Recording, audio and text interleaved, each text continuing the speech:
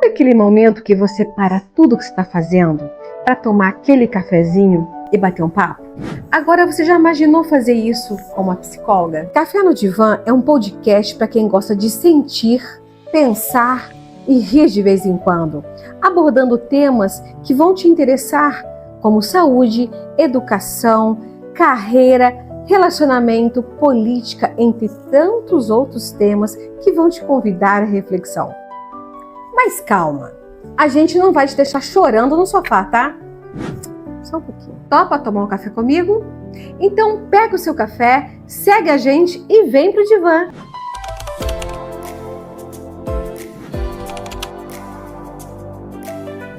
Se você não se posicionar no digital em 2025, o seu negócio tem grandes chances de fechar. Hoje, estar presente nas redes sociais não é mais uma opção, é uma questão de sobrevivência de mercado. E aqui vai a fórmula para crescimento. Posicionamento, mais constância, é igual resultado. E gravar vídeos aqui para o Instagram não é mais um diferencial. É indispensável para você se destacar, atrair novos clientes e aumentar as suas vendas. E quando o assunto é produção de conteúdo, a VD Agência é referência. Com mais de 100 clientes satisfeitos e mais de 1000 vídeos produzidos, cada um pensado de forma individual e personalizada, sempre focado para o que realmente funciona para o seu público e para o seu mercado. Aqui com a VD Agência você tem produção com qualidade profissional, estratégias únicas para cada cliente e resultados que colocam a sua marca em destaque. Então faça de 2025 um ano diferente. Produza conteúdo com quem entende do mercado digital.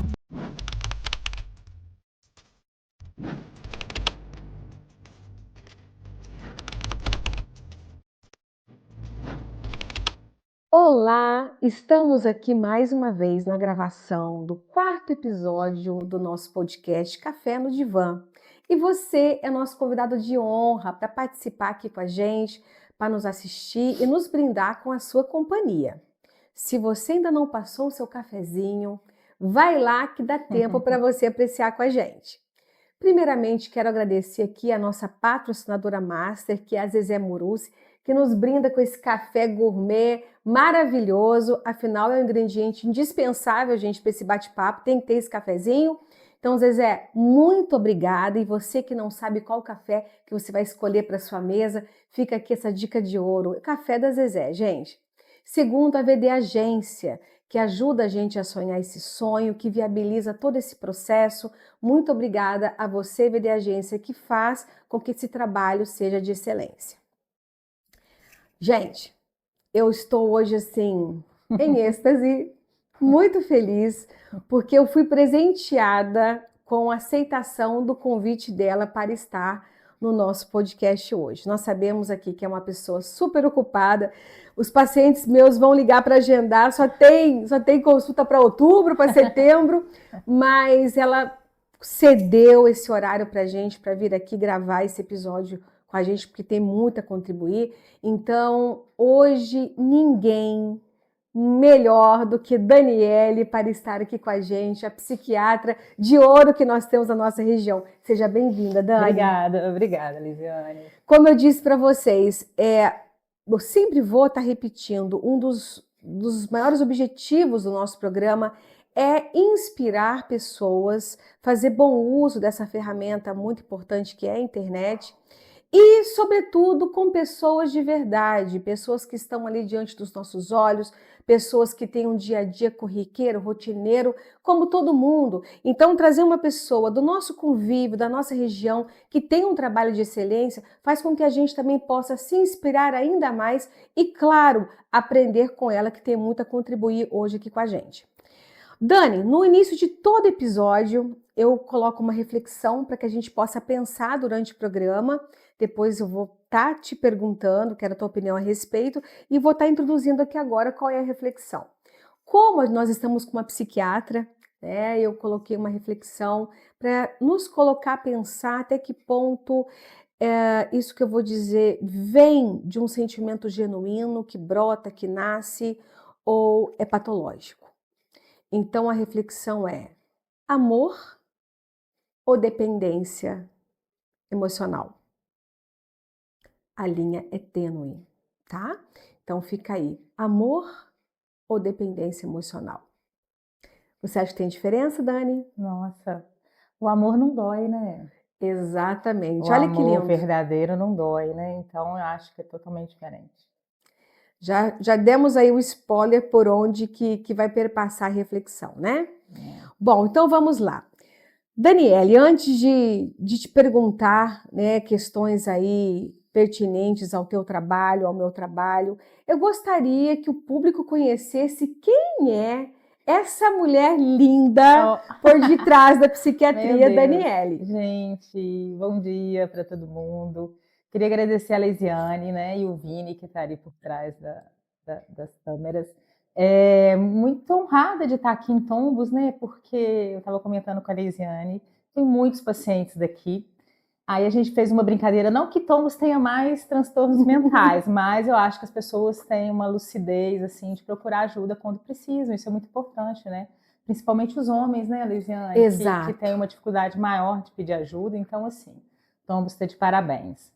Meu nome é Daniele Souza de Andrade, eu nasci em Carangola, né, vizinha aqui de vocês, e de um pai bioquímico, e de uma mãe que fez, antigamente era o normal, né? Isso. E ficou sendo dona de casa. E professora, né? Professora, mas foi por pouco tempo. Depois que ela casou com meu pai, ela ficou em casa mesmo. Mas feliz, assim. Ela era uma dona de casa realizada, eu acho. E tem um irmão que chama José Ricardo, que é médico também, uma irmã que se chama Rita, então nós somos uma família mineira tradicional, sabe? Do pãozinho de queijo. Do pãozinho de queijo, justamente. E aí eu, desde muito cedo, quis estudar, fiz farmácia na UFJF Juiz de Fora, e porque meu pai tem um laboratório, né? Eu vim ajudá-lo, assim, quando eu formei, e fiquei trabalhando. Aí eu fundei uma farmácia de manipulação também em Carangola, então eu atuei como farmacêutica tão somente até os 36 anos. Certo. Mas aí, com 36 anos, eu virei para o meu sócio, que é uma das pessoas que eu mais admiro, sabe, nesse mundo, que é o Silvio Domingo, ele é muito bacana. Falei, Silvio, eu tô querendo, sabe, outras coisas, eu não dou conta de fazer exame de fezes, assim, o resto da vida. E ele falou, não, vai fazer o que você quiser. Aí eu fiz medicina, comecei com 37 anos, sabendo que ia fazer psiquiatria, por questões pessoais, né, que eu vou falar mais à frente. E fiz a medicina em Itapiruna, depois uma especialização em Belo Horizonte, e já entrei em Carangola atuando na saúde da família, mas também com foco em saúde mental, porque as pessoas ficavam sabendo que eu gostava, então os outros postinhos iam lá consultar Desculpa, a comigo propósito, também. você é encantada e apaixonada por saúde pública, Sim, né? Sim. Então, assim, não existe, eu acredito que medicina, não existe medicina sem a saúde pública. Então, assim, eu nunca me afastei da saúde pública. Então, eu trabalhei no PSF, depois fui para o CAPES IJ, que é o Infanto Juvenil, fiquei lá 6 anos. Depois eu atuei aqui em Tombos uns meses ou um ano, depois fui para o CAPES AD. E eu estou no CAPES Álcool Drogas até hoje, né? Então, assim, eu atendo o pessoal da região toda lá. E atuo nos 2 hospitais também, na Casa de Caridade e no Evangélico, são hospitais excelentes de referência na região. Então, realmente, eu sou uma apaixonada pela psiquiatria e sou uma apaixonada pela saúde pública. Não existe saúde pública, não existe medicina sem saúde pública, eu acredito, né? Que ponto importante que ela tocou, gente. Não existe saúde pública, saúde mental sem saúde pública. É uma clínica escola. É uma clínica escola, né? Sim. E você disse que você é apaixonada e nós somos apaixonadas pelo teu trabalho, porque uma das razões pelas quais eu te convidei e encaminho muitos pacientes para você é porque eu sou apaixonada pela tua prática clínica. O que eu quero dizer? A humanização por trás da tua prática clínica. Porque o psiquiatra, Daniele, até depois eu quero ouvir tua história pessoal, porque é psiquiatria, não estou menosprezando nenhuma outra especialidade, por favor, gente. Todas são importantíssimas e, sobretudo, imprescindíveis.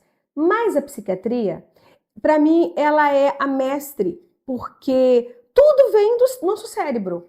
Nós sabemos que o oncologista, gente, nossa, oncologista, câncer, mas as causas do câncer são multifatoriais. Sobretudo a questão das emoções, né? A Viviane Mosenda fala, câncer é lágrima endurecida, né? Que se torna câncer. Então, o psiquiatra, ele tem que entender o que acontece. O fígado que metaboliza as emoções, o intestino, considerado o nosso segundo cérebro, né? E tantas outras especialidades. Então, eu acho o trabalho do psiquiatra muito árduo.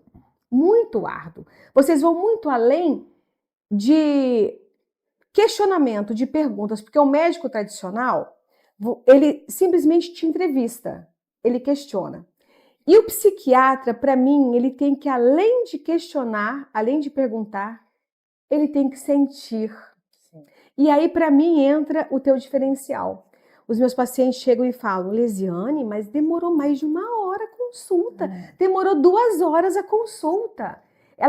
Eles falam assim, a gente espera pra caramba, porque demora. Mas também a hora que a gente entra lá, ela não tem pressa para nos atender. E isso faz toda a diferença. Você realmente é alfabetizada em sentimentos. Você falou uma palavra aí que eu acho engraçado, quando a gente fala atendimento humanizado, escuta humanizada, porque tudo tinha que ser humanizado, porque nós somos seres humanos. Exato. Né?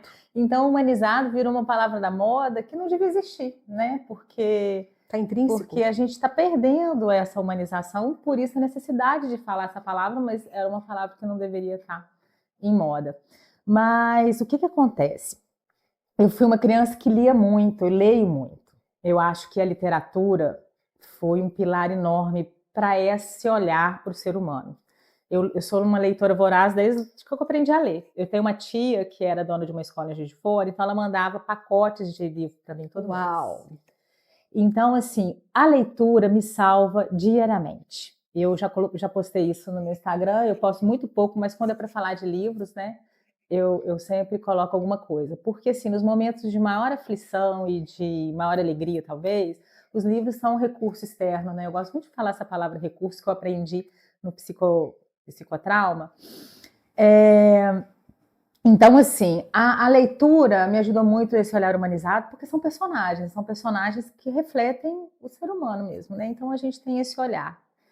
E eu tenho, o meu pai tinha um transtorno mental, né? Meu pai, ele tinha um transtorno bipolar. Então, desde muito cedo, eu tenho essa história dentro da minha casa, e meu pai foi uma pessoa incrível, né? Ele morreu há alguns anos, e assim, uma pessoa ótima, capaz, ele era bioquímico, ele fundou o Laboratório Zé Amaro. Então, eu acompanhava eles nas consultas, quando mais adulta, né? E quando eu fui fazer medicina, não tinha outra escolha, né? Eu acho que a psiquiatria, sei lá, eu desconheço uma pessoa que tenha feito psiquiatria que não tem alguma pontinha de história pessoal ligada a isso, né? Então, eu acho que são essas duas vertentes, assim, que me fizeram sempre estar olhando para a pessoa, né, que está ali. E tem uma frase, eu não vou falar direito não, mas que assim, a maior gentileza é a atenção. O maior tipo de gentileza é a atenção. Hoje a gente não está olhando para as pessoas, né? A gente não está escutando as pessoas. E assim, mais do que um orador, né? A gente tem que ser um escutador. Acho que é o Manuel de Barros que fala, não sei se é ele, não, mas enfim. Então, assim, a gente não tem escutadores hoje. Então, quando eu atendo uma pessoa, eu tento, né, escutá-la. Como eu tenho uma formação muito racional, e agora a minha última pós é em psicotrauma, que é uma vertente excelente da psicologia, então eles falam muito no sentir, sabe? E eu tenho um papelzinho escrito assim para perguntar como, porque a gente está acostumado a perguntar por quê, o quê, e nem tudo está no âmbito do racional, né?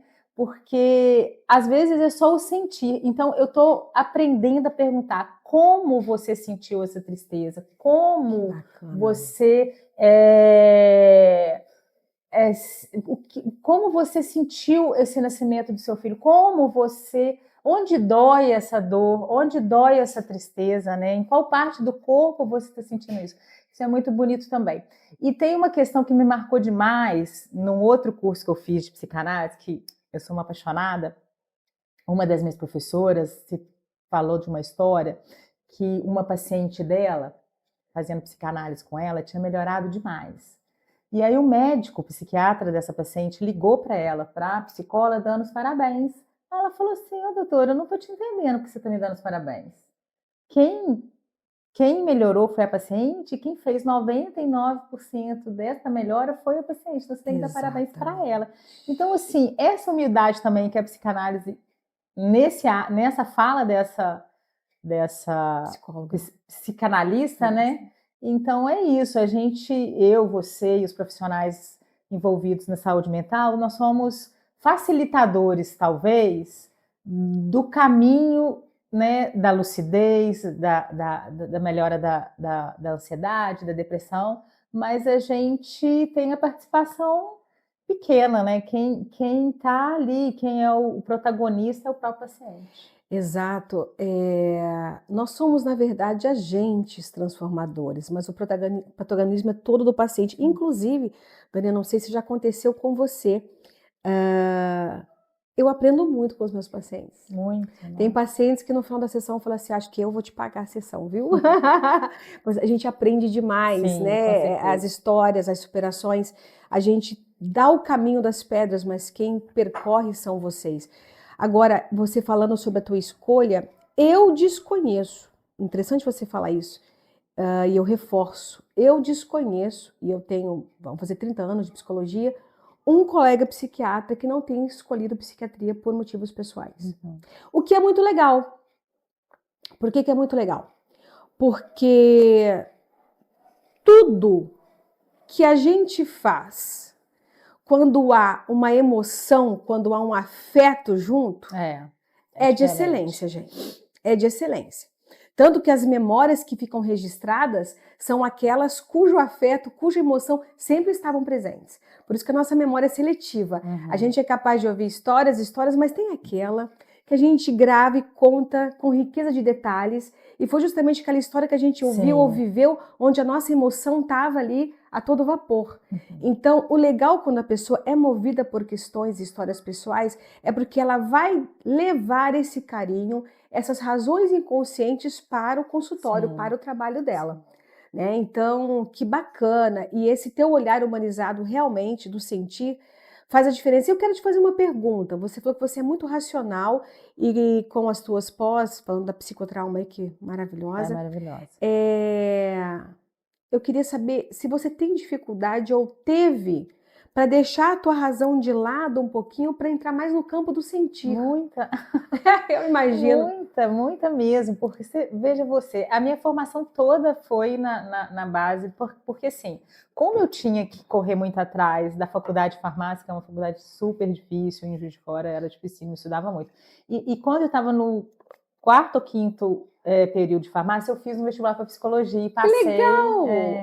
No SES, você já ouviu falar no SES? Sim. Eu fiz um ano de psicologia, esqueci de falar.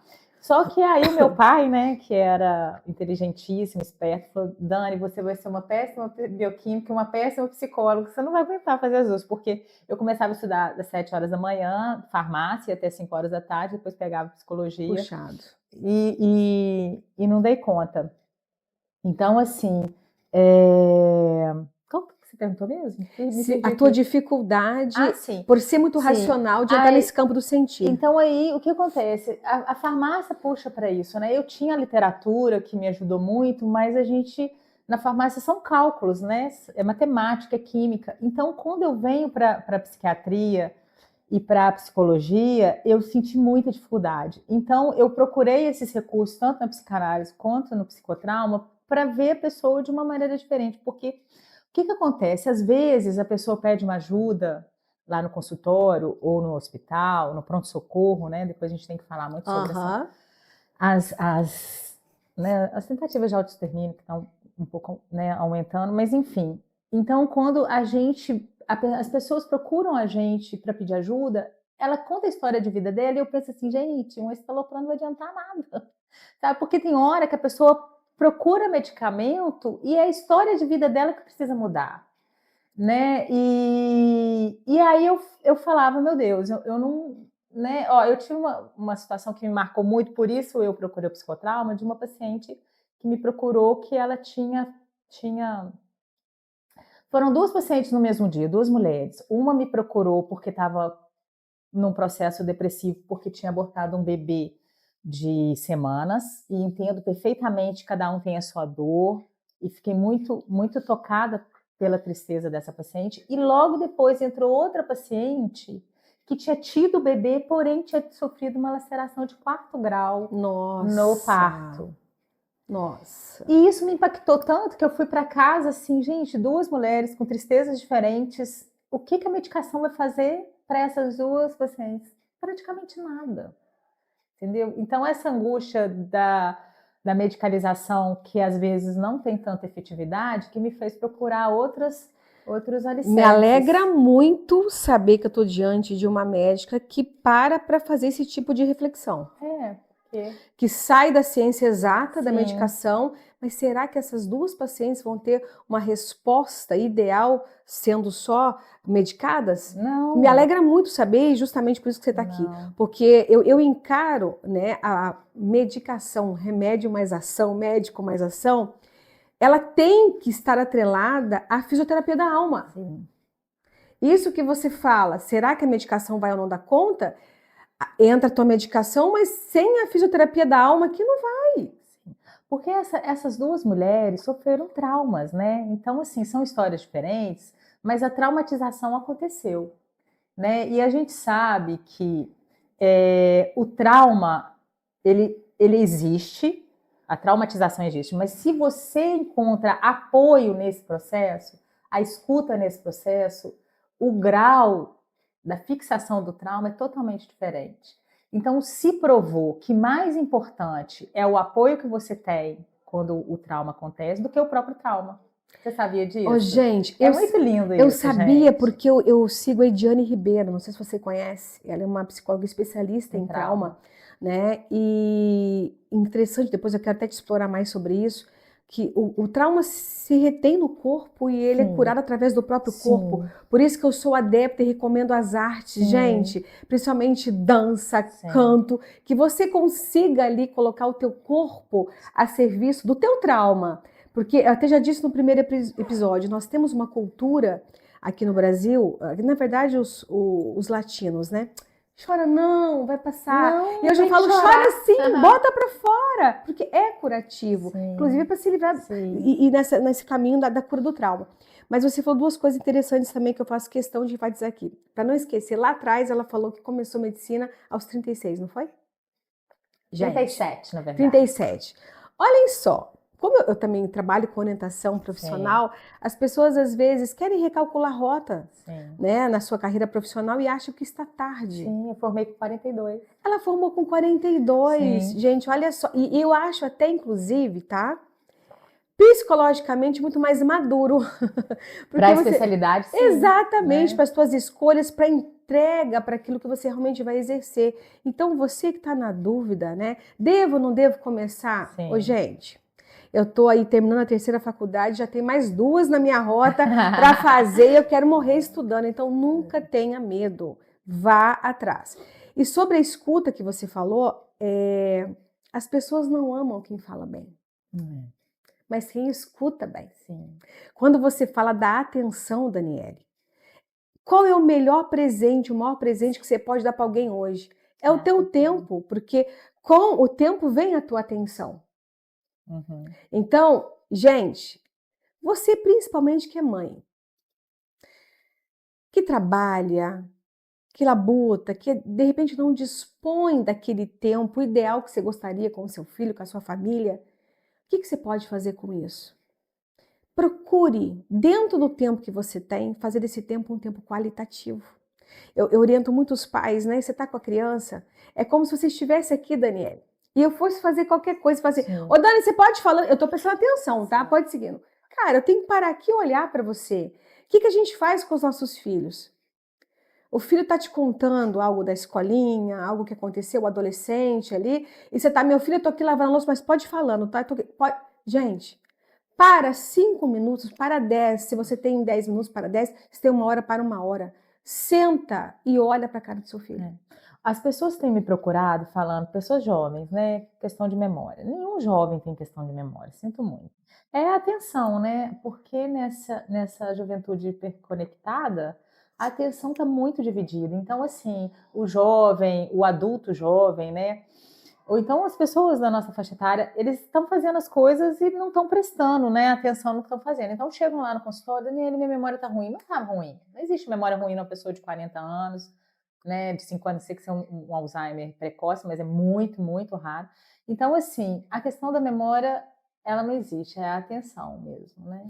Olha que fala importantíssima, gente. Olha que fala importantíssima, tá? Até depois eu quero entrar nessa questão da Não, a pessoa exposição. está colocando a chave aqui e olhando aqui. Aí depois ela vai, oi, gente, onde eu coloquei minha chave?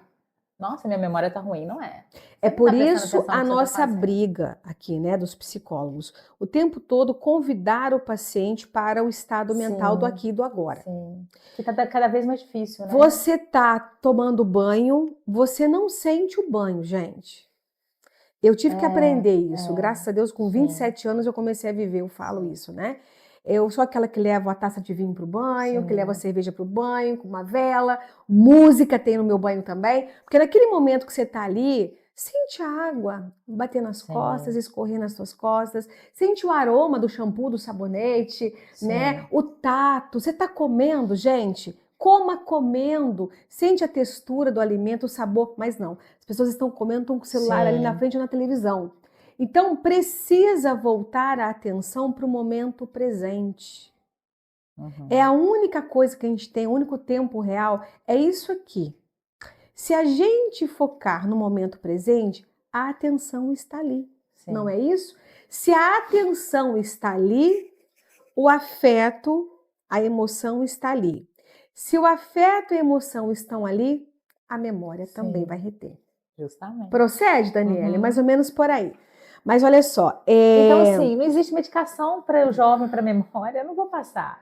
Entendeu? Vou gastar dinheiro à toa, não existe. Existe isso, você entender o processo da atenção no dia a dia, né? Exatamente, Do jeito que exatamente. você falou aí. E pegando a última fala tua, eu queria comentar sobre o sentir. Né? Você falou, eu tive que me atentar mais, Lisiane, deixar a razão um pouquinho de lado e me atentar mais para a questão do sentido, que eu chamo de alfabetizar sentimentos, né? De ler a alma do outro. Eu gosto muito quando alguém quer falar sobre o amor e não consegue definir por que ama alguém. Lisiane, eu não sei te falar, eu não encontro motivos plausíveis para falar porque que eu amo fulano ou a fulana. Eu falo, então você ama. Porque se a gente não sabe por que ama, mas ama, é que está no campo do sentir. Está no campo do porque preenche meu vazio. E preencher o vazio não tem nada de exato aí, gente. Então, a nossa área, ela está o tempo todo transitando nesse campo tão abstrato que eu falo que ao mesmo tempo é tão exato. Não é isso? E aí, Dani, deixa eu te fazer uma pergunta. Hoje nós vivemos um paradoxo muito grande. Por quê? Pessoas que nós sabemos que deveriam estar medicalizadas não estão.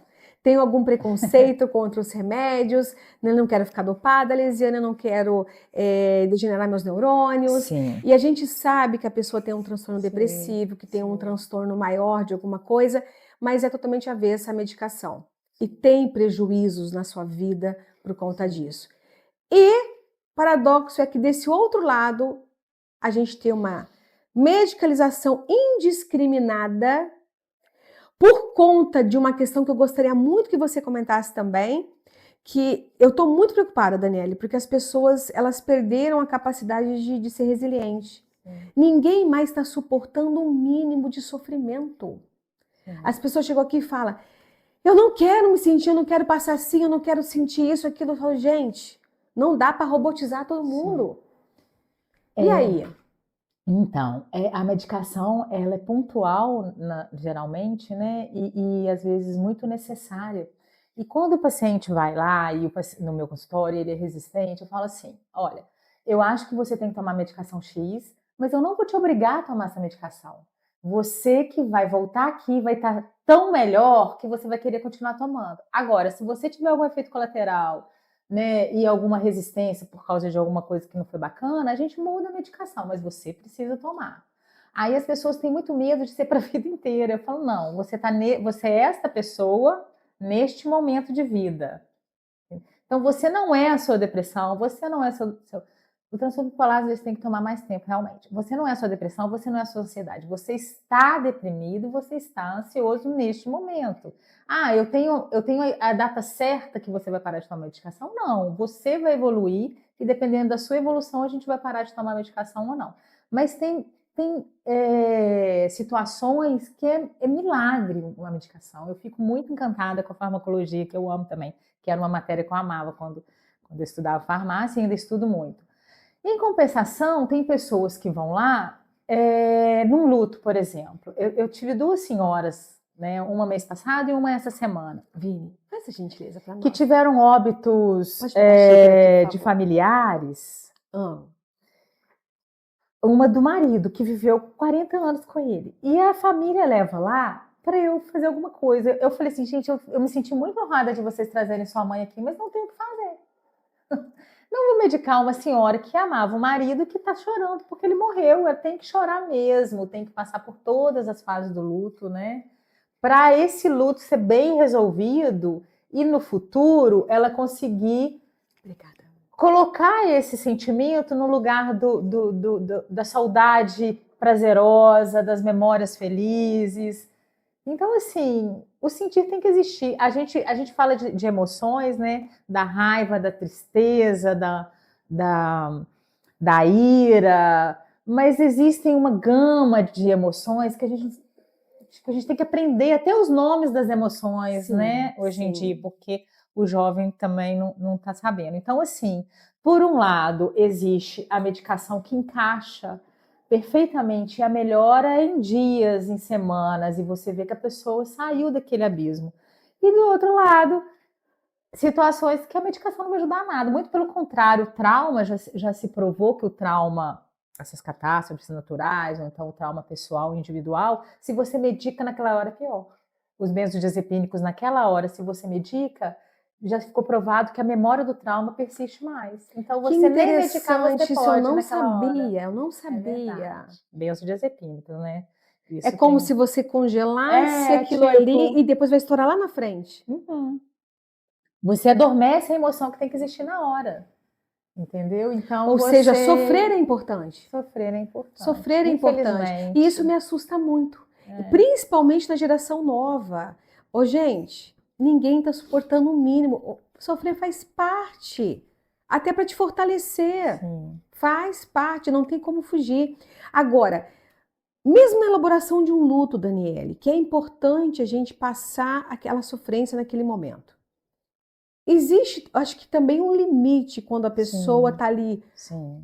não quer nem tomar um banho mais, Sim. sair da cama, aí seria um momento para estar entrando com princípio ativo. Sim. Existe também o luto prolongado, que também é patológico, né? Porque o luto tem um tempo, né? Meses, um ano, dependendo, mas se prolonga mais, aí você tem que reavaliar qual é a ligação da pessoa com esse ente, com esse pet que morreu, o que estava acontecendo que, né, esse luto transformou de um processo fisiológico para uma patologia. E tem que se analisar todo o entorno, né?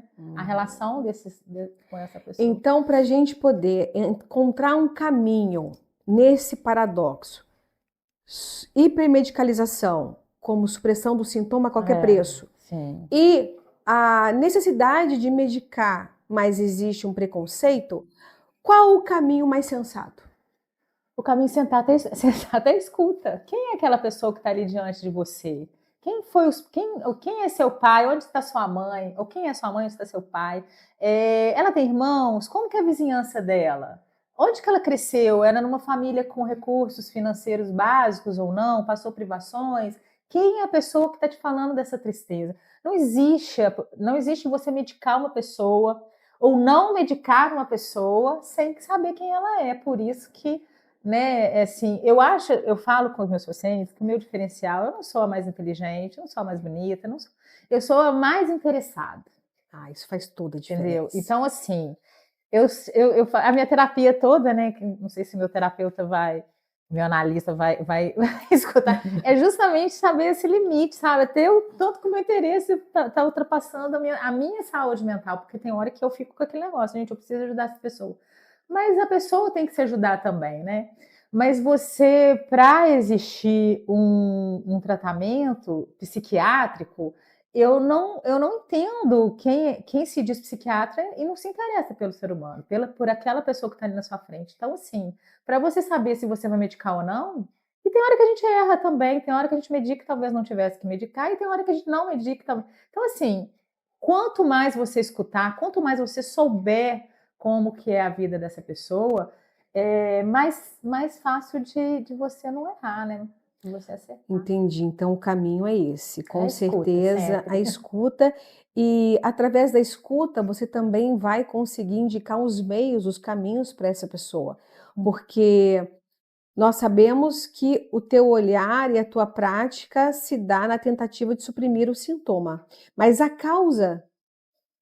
Na verdade, nem é suprimir o sintoma, porque assim, né? Existem sintomas que são norteadores, né? O psicotrauma fala muito isso, que assim, se você não dá atenção ao seu sofrimento psíquico, ao que está acontecendo na sua vida, ele vai aparecer na forma de sintoma. Então, na verdade, não é suprimir o sintoma, é saber por que o sintoma está ali. Exato. Entendeu? Isso eu aprendi. É utilizar o Graças a gatilho a Deus. seu favor. O sintoma a seu favor. O que o sintoma está te dizendo? Porque, assim, a medicina biologicista, né, ela quer suprimir o sintoma, mas por que ele está ali, né? Então, assim, não é só suprimir, né? A loucura, ela tem que ser medicada o quanto mais tempo, melhor. Mas por que essa loucura também está ali, né? A loucura, quando eu falo, é o delírio, né? Que é a alteração do pensamento, ou as alucinações auditivas e visuais, que é a alteração da senso-percepção. Por que ela está ali, né?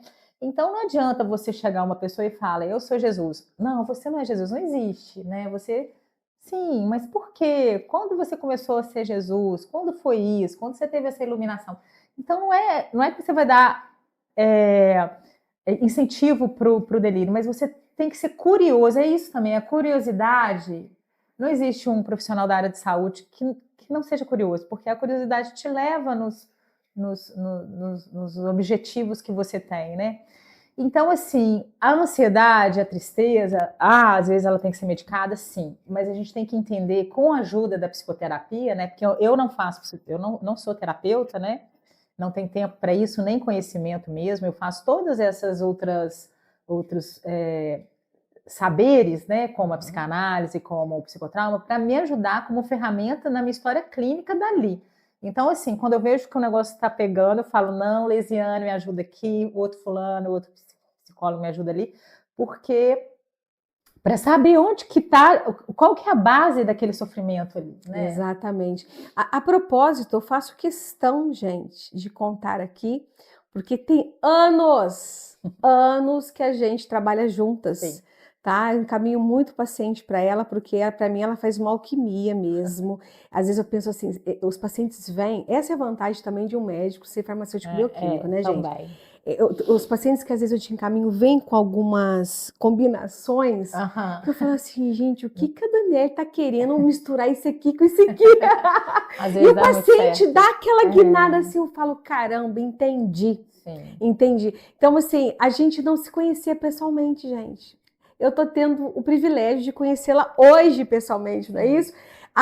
E eu faço questão E o de... momento está sendo muito feliz. Muito feliz. E faço questão de contar, Dani, uma passagem da minha vida que você não sabe, mas você contribuiu muito. Ano passado, estava eu, em maio do ano passado, já na pré-campanha, inclusive, e fui a um evento em Juiz de Fora, estava sozinha de carro, era um sábado, no dia do show da Madonna, e acabou o evento, meio-dia e pouco, e eu tô lá. Quero muito ir, porque a Lisiane, para quem olha, não é só a N, é New Age que a gente ouve, não é só música clássica, a Lisiane gosta do rock também. E eu era fã da Madonna desde os meus 14 anos também, falei, gente, tá lá o show, Copacabana, eu tô aqui sozinha de carro, já tô em Juiz de Fora, será que eu vou? Vou! Tava eu no caminho pro show da Madonna, recebi uma mensagem sua. Acho que eu lembro. Isso, aí você falando ali, Lisiane, sobre o seu momento, tô vendo algumas coisas na internet, quero que você saiba que eu estou aqui para o que você precisar. Ô Daniela, você tem noção de uma mensagem dessa para aquele momento de vida que eu estava vivendo? Ah, que bacana. Então, assim, essa rede de apoio, né? Você saber que você pode contar com pessoas, e eu elucido isso todo episódio E sem a aqui, gente se conhecer, né? sem a gente se conhecer. Então, assim, realmente, gente, Realmente. as relações são um presente. Cultue isso, cultue isso. Uma pergunta pessoal que eu queria te fazer. Há uma dificuldade na vida pessoal da pessoa que quer ser psiquiatra? Porque da psicóloga tem. Né? Eu acabei de citar aqui o show da Madonna, por exemplo. A gente é julgado, a gente é observado o tempo todo como se a gente tivesse que ser um exemplo de comportamento, um exemplo emocional para tudo. Mas vale lembrar que existe um ser humano por trás da profissão. E para o psiquiatra? Isso já foi uma questão, assim, hoje não é mais. Porque eu entendi que eu sou uma pessoa. Né? O bonito do ser humano é que a gente erra também, a gente falha e o bonito é a gente saber que falhou às vezes e tentar melhorar. Então, assim, eu não tenho, eu não estou lembrando assim de limitações, não. Eu moro em Carangola, que é uma cidade pequena, mas tem muitos amigos e eu acho que eu sou tranquila nisso. Eu tenho outros colegas que são mais reticentes e são mais reclusos. Eu não, eu gosto de uma festa. Então, com esse frio a gente fica mais dentro de casa. Mas eu gosto, né? Eu gosto de estar no meio dos meus amigos. Eu acho que não. Eu gosto de carnaval, né? Eu estou sempre planejando vir em Tombos, mas nunca vim. Falam que o carnaval daqui é ótimo, mas eu não consegui chegar aqui até hoje. A gente vai te buscar na próxima. Justamente. Mas não, assim, eu já tive isso, mas depois que eu entendi que eu faço o que eu posso, eu faço o meu melhor. Isso é uma questão também, assim, eu falo com meus pacientes, que é óbvio que às vezes não vai ser o resultado que a gente espera, né? Nesses 12 anos de profissão, eu tive um paciente que estava realmente fazendo um tratamento e que efetivou o suicídio, e eu fiquei muito triste.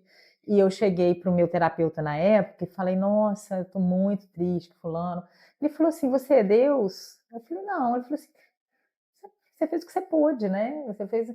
Então, eu desde essa época, e eu falo para meus pacientes, eu estou aqui 100% de atenção com você, eu faço o que eu posso, o melhor, eu dou o melhor que eu tenho, e depois é com você também, né? Então, assim, eu faço o que eu posso lá no consultório, e no hospital, e onde eu estiver, no CAPS AD, que eu tenho que fazer, assim, eu amo estar lá no CAPS AD, é uma equipe maravilhosa, com pessoas de Tombos também, tá? Que presente.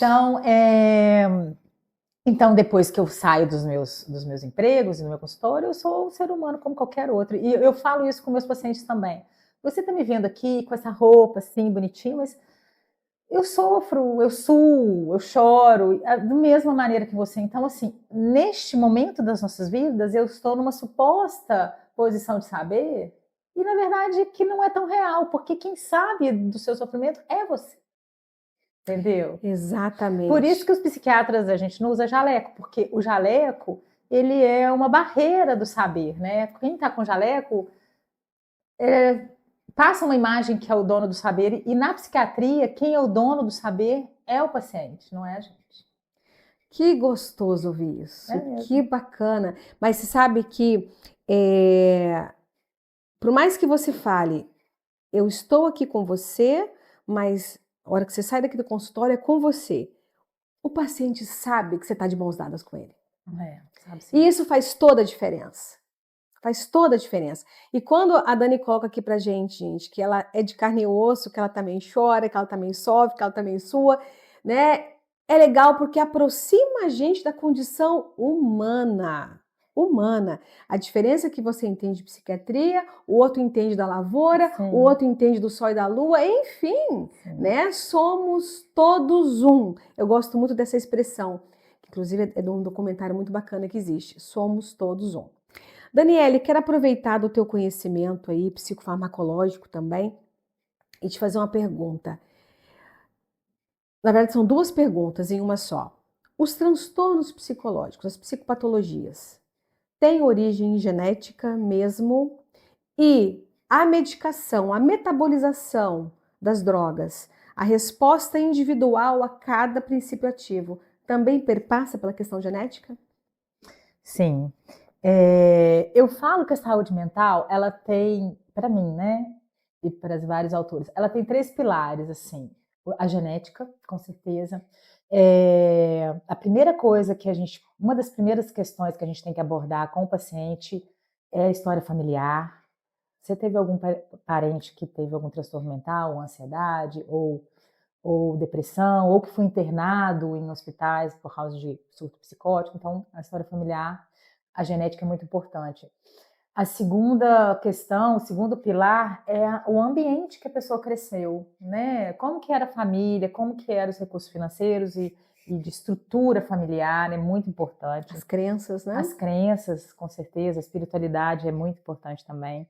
E o terceiro fator é a subjetividade de cada um. Então, você pode ter irmãos gêmeos univitelinos que cresceram no mesmo ambiente, que têm a mesma genética, que um desenvolveu transtorno mental e outro não. Então, a subjetividade, o jeito de você olhar a vida, né, também influencia muito. E a farmacogenética, que é um ramo que está crescendo pra caramba, a gente hoje tem... a gente usa muito pouco porque ainda é caro, mas a gente tem exames hoje de saber se a pessoa é metabolizador rápido daquela medicação, se não é. Então, eu pergunto muito também quais medicações que a família já tomou. Eu me norteio um pouco, Olha que às bacana. vezes, assim, pela história psiquiátrica da família como um todo. Então, assim, a subjetividade de cada um, para mim, é fundamental. O ambiente é importantíssimo, né? E a genética. A gente sabe que um filho de bipolar tem 7 vezes mais chance de desenvolver o transtorno bipolar do que a população. Caramba! É muito. Caramba! Muito mesmo. Então, assim, a gente está sempre de olho. Quem tem familiar tem que estar de olho, né, nos sentimentos e tentar ter menos estresse, né? Eu não sei se está na hora da gente falar, mas é os recursos que a gente Que é consegue. livre, pode falar o que você quiser. Então, assim, quando a gente fala de ambiente e de... É isso, hoje em dia, né? Talvez seria uma pergunta sua, mas agora eu estou lembrando, é bom a gente adiantar. Quais são os recursos que a gente pode ter para ter menos chances de ter um transtorno mental, né? O primeiro deles é o sono. Engraçado que estava na pauta, eu ia te perguntar isso. O sono é a base de tudo, de tudo. Nada dá certo se você não dorme. Nada, nada, nada, nada. E assim, a quantidade de horas de sono é super questionável. Eu tenho para mim que tem que ser 8 horas, tá? Tem pessoas que têm menos necessidade, 6 horas? Sim, existem essas pessoas. Elas dormem muito bem durante 6 horas, mas elas são raras. Ô Dani, mas assim, essa necessidade, ela é subjetiva, mas será que 4 horas de sono realmente resetaria o nosso cérebro como tem? Pois eu também tenho minhas dúvidas. Não, eu acho, não, eu tenho certeza que não, mas enfim. Então, assim, tem gente que 4 horas é inviável, mas tem gente que dorme 6, tudo bem, eu acho que 8. Depois, a alimentação. Não existe saúde mental, e não existe mesmo, uma pessoa que acorda comendo doce, fritura, refrigerante. Prestem atenção nisso, gente. Então, eu falo com o meu paciente, eu posso te dar a melhor medicação, eu posso te dar a melhor atenção, a melhor escuta, se você não alinhar a sua alimentação. Não é para ter uma alimentação de monge, né? Budista, mas é para ser coerente. Um dia eu tomei um vinho, né? Ou então comi uma fritura, mas no outro dia eu vou pegar mais leve. Então, assim, é uma coerência. Você não tem que ser, né, uma coisa bem restrita. E o exercício físico também, né? O exercício físico, eu costumo falar com meus pacientes também, você não precisa ser um atleta, sair daqui para academia, não. Começa fazendo um alongamento na sua casa, sozinho, ou mesmo deitado. O corpo tem que estar em movimento para ele sarar, para ele melhorar. Um corpo estagnado, um corpo parado não melhora, não adianta. Inclusive flexibilidade, né? Tudo, né? E as relações, né? As relações a mais saudável possível, sinto muito, que são muito importantes assim pra gente, a relação com o marido, e a com relação os filhos. saudável perpassa também pelas minhas escolhas conscientes. Sim. Das pessoas das quais eu quero conviver. Eu tenho esse direito, né? Sim. E o estresse, né? Assim, se você tem uma vulnerabilidade maior ao estresse do ambiente assim que você vive, você não pode ser um policial, eu acho, sabe? Você tem que se conhecer e saber onde que você tá indo, você quer fazer medicina, mas não vai trabalhar no SAMU, vai trabalhar com outra coisa. Então, assim, você tem que entender quem você é e se o ambiente está te trazendo estresse. Então, também não adianta eu te passar a medicação, você comer bem, viver num ambiente que você não está dando conta daquilo, né? É um E você falou somatório. assim, são duas coisas também que eu acho muito importantes, assim, hoje em dia, que está adoecendo muitas pessoas. Primeiro é a culpa, né, universal.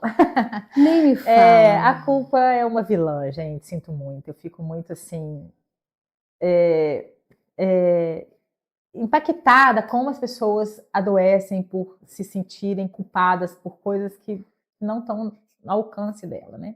E segundo, é o não entendimento das relações, né? Porque de saber do autoconhecimento, é isso. São duas vertentes que eu acho que precisam ser faladas. Depois você também podia falar alguma coisa sobre isso. A culpa e o autoconhecimento que não existe. Então, a confusão dessas duas questões traz muito adoecimento mental. Muito Ou mesmo. seja, você está dizendo para mim, né, quando eu te perguntei da questão dos transtornos e você falou que uma pessoa que tem uma mãe afetiva bipolar, ela tem 7 vezes mais predisposição.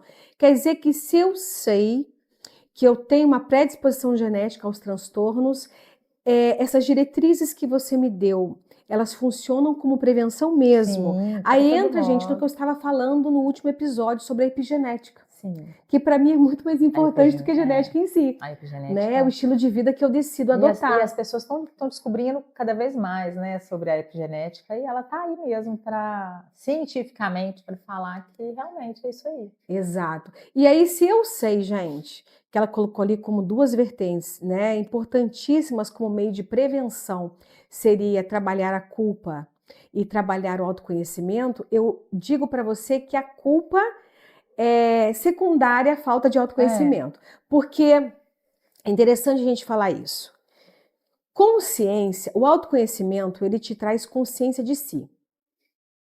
Que nem sempre é fácil, mas eu acho que é necessário. Fácil? Misericórdia, não tem nada de fácil. Né? Então, assim, as pessoas elas pensam, elas têm uma crença deturpada que consciência é você estar on com os teus pensamentos e dominá-los. Não é bem assim. É a mesma coisa de meditação. Eu pratico meditação, as pessoas pensam que você esvazia a mente e não pensa em nada. Ninguém esvazia a mente, gente, tá? Na verdade, a consciência que você tem ela ali na prática da meditação, ela vai além dos pensamentos. Ela é observação. A consciência plena é observação. Quando eu falo em autoconhecimento, é observação de mim. Consciência é eu me observar. O que eu estou cultuando nos meus pensamentos? O que eu estou alimentando? Sim. Né? As escolhas, as ações, elas são voltadas pelo meu querer ou pela necessidade de agradar, pela necessidade de impactar, ou por uma crença limitante que eu tenho familiar, que você estava falando. Então, todo esse entendimento que se dá através da observação de mim forma o autoconhecimento. E qual é o melhor presente que eu acho? Quanto mais a gente se autoconhece, abre-se um portal para o entendimento do outro, abre-se um portal para a empatia. Então vejam bem, é uma via de mão dupla. Se eu me conheço e tenho consciência do que me move, se eu identifico uma culpabilização daquela que adoece, que você estava falando aqui, como eu me entendo, eu me conheço, já rastrei de onde que vem as minhas crenças, do porquê que eu me culpo, porquê que eu quero, enfim, eu não preciso ser isso. Eu não tenho que agradar todo mundo, igual o teu terapeuta falou, você não é Deus. Agora, se você sabe que você faz o teu máximo, se você sabe que você se empenha, que você quer transformar, que você faz por onde, também é inteligente aceitar que você tem suas limitações, que você é humano e que tua mão vai até onde ela alcança e que está tudo bem. Se eu me aceito assim, se eu me amo assim, eu vou entender quando o outro também erra, quando o outro passa da linha, né? Quando o outro muitas vezes pisa na bola. Não significa, gente, claro que existe ali um limite para tudo, tá? Mas estou dizendo que fica muito mais fácil conviver e eu qualificar as minhas relações quando eu também uso de empatia. Então, culpa, assim como tem Coca zero, tanta coisa Sim. zero, vamos trabalhar culpa zero, tá? Não estou dizendo que a gente não tem que ser responsável por quem a gente é, mas culpa não serve para nada. O que acontece? A culpa leva a gente para trás e a responsabilização leva a gente para frente. Se eu sou responsável por isso, o que eu posso fazer no futuro para a situação melhorar? A culpa não, a culpa você fica, meu Deus, aconteceu isso, e você não sai do lugar. A responsabilização não. A responsabilização faz a gente crescer, a gente melhorar. A culpa faz a gente... a culpa te deprime, te deixa em depressão, porque você fica preso no passado, de tanta culpa. Agora você falando, a sua fala me lembrou uma coisa também, que eu acho bonito, que a gente vai aprendendo depois que a gente vai amadurecendo. O não julgamento, né, Lisiane? Porque assim, você ter o entendimento que quando você julga, você está falando de você mesmo, né? Exato. Então, assim, você não julgar as pessoas é muito bonito, né? Cada um é de um jeito. Então, assim, é outra questão, eu acho que o ser humano tem que reavaliar, é justamente isso, né? Você não querer que o outro tenha uma postura segundo a sua visão de mundo, né? O não julgamento. E eu acho que o profissional de saúde tem que estar isso escancarado para o paciente, sabe? Você está aqui, quem sou eu para falar? As pessoas perguntam, Daniela, o que você acha que eu devo fazer? Eu falei assim, não sei, eu não posso te dizer o que você vai fazer porque eu não sou você. Quando o psicólogo, né, sugestões de melhorias de vida, de hábitos de vida, tudo bem. Agora, você falar, não, você separa do seu marido, ou você deixa essa amiga para lá. Não, eu não posso, é um crime, né? A gente, porque quando eu falo, eu estou falando de mim, eu não estou falando do paciente. Então, eu fico muito com o pé atrás do profissional da saúde mental que dá conselhos, né? Com certeza, com certeza. Mas, voltando, pegando um gancho Conselhos, que você assim, falou... decisivos, Não, né? eu entendi.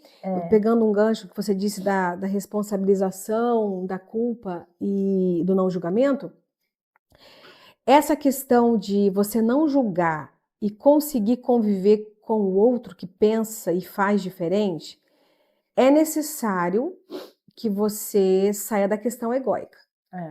Porque o que mais acontece, e é adoecimento, principalmente dos jovens hoje, por conta que isso te leva a uma comparação na rede social, Sim. é porque, veja bem, como eu estou ali egoicamente muito presa a uma questão de carência, de necessidade de ser atendida, eu coloco que você pensar como eu e agir como eu é como se você gostasse de mim. E quando você opta por fazer diferente, pensar, decidir diferente, opa, se você não faz igual, você está contra mim. Gente, pensar e agir diferente não quer dizer estar contra ninguém. É ser diferente, graças a Deus. Somos seres subjetivos. Então, tudo bem, você é vegana? Eu como carne? Tudo bem. Eu com a minha crença, com a minha verdade, e você com a sua. E legal a gente interagir. Para que eu vou te julgar? Você gosta de mim mesmo pensando diferente. E aí, a gente volta isso para a rede social, gente. Hoje a rede social é uma vitrine de tanta coisa que você acaba se sentindo aquém. Hoje em dia você ouve ali que você pode ser feliz a qualquer preço, que você pode ser quem você quiser, que você pode ser o que você quiser sonhar e que quando você tenta na prática e não consegue, você se sente o último dos moicanos, né? Você se sente aquém a todo mundo. Isso leva os nossos jovens a querer aí o autoextermínio. Isso leva os nossos jovens, não só jovens, todos nós, a um sentimento de inadequação, de menos-valia, e que para mim é um portal para os transtornos, Daniela. Aqui, olha só que coincidência, eu trouxe para te indicar, né, indicar para as pessoas, esse livro do Jonathan Haidt, né, A Geração Ansiosa. Já no título ele fala como a infância hiperconectada está causando uma epidemia de transtornos mentais. Então, assim, eu indico para os pais, né, de crianças e adolescentes, é um livro super fácil de ler. Olha só esse trechinho. Conforme avançou a transição da infância baseada no brincar para a infância baseada no celular, muitas crianças e adolescentes se mostraram perfeitamente felizes em ficar dentro de casa, na internet. Mas no processo deixaram de se expor aos desafios físicos e de experiência social. E de que todos os mamíferos jovens precisam para desenvolver habilidades básicas, superar medos inatos e se preparar para depender menos dos pais. Isso é um trecho de um livro, né? Então, assim... Repete o nome do livro, por favor, Daniele. A Geração Ansiosa. Jonathan Haidt. Isso. Ele é famosão, assim, sabe? Esse livro é maravilhoso. Então, assim, é isso também. É muito assunto, né, Alice? Não, muito assunto. Aqui a gente ficaria o dia todo. Não, e aí eu tenho que passar do café para um vinho depois, né? Justamente. Mas, Daniele, é interessante essa tua fala, porque, que está ali citada, as habilidades sociais. E aqui eu vou puxar boas maneiras, educação, né? Você chega às vezes na casa de uma pessoa hoje, aí sai lá o adolescente, 12, 13 anos, não olha para você, não cumprimenta você. Ô, gente, eu lembro de quando eu era criança, Daniela, até nem perguntei a sua idade, mas eu estou fazendo 47 anos, e se meu pai estivesse conversando com alguém, igual nós estamos aqui, e eu passasse, meu Deus do céu, era um BO na certa, porque era falta de educação você passar no meio de dois adultos que estão conversando. Quem dirá você interromper? Né? Eu tenho 54, gente. Não parece, parabéns, tá? Então, assim,